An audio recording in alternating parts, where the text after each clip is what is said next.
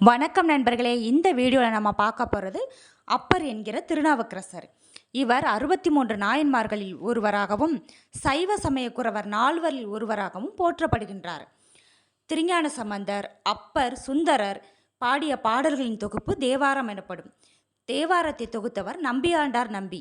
இப்பாடல்கள் திருமுறைகளில் இடம்பெற்றுள்ளன. இவற்றில் 4, 5, 6 திருமுறைகள் திருநாவுக்கரசர் பாடியதாகும். இவற்றை முறையே திருநேரிசை, திருக்குறுந்தொகை, திருத்தாண்டகம் என்றும் வழங்குவர். இந்நாயனார் திருமுனைப்பாடி நாட்டில் திருவாமூரில் புகழானார்க்கும் மாதினியாருக்கும் புதல்வராய் தோன்றியவர்.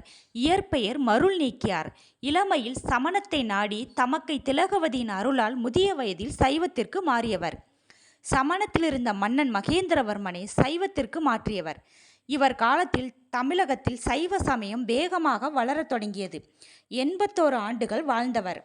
மருள் நீக்கியார் சமணத்தில் இருந்தபோது தர்மசேனர் என்னும் பட்டப்பெயர் பெற்றார்.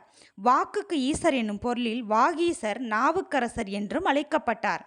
பெருமை கருதி ஞான சம்பந்தரால் அப்பர் என்றும் போற்றப்பட்டார். தாண்டகம் பாடும் திறமையால் தாண்டகவேந்தர் என்னும் பெயரும் இவருக்கு உரியது. உளவார பணியை பெரும் பணியாய் மேற்கொண்டார். எனவே இவர் சரியை மார்க்கத்தவர் என்பர்.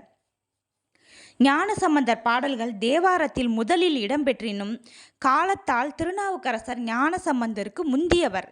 இவர் பாடிய முதற்பதிகம் திருவதிகை வீரட்டானத்து இறைவன் மீது பாடியது.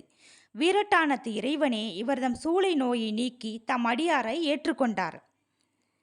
திருநாவுக்கரசரின் அற்புதங்கள். திருமறைக்காட்டில் கோயில் கதவை பதிகம் பாடி திறந்தார்.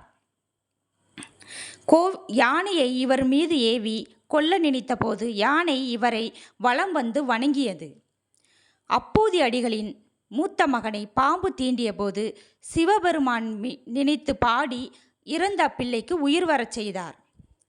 சமணர்கள் இவரை கல்லில் கட்டி கடலில் இறக்கிய போதும் அக்கல்லையே தெப்பமாக கொண்டு கரையேறியவர். நன்றி, வணக்கம்.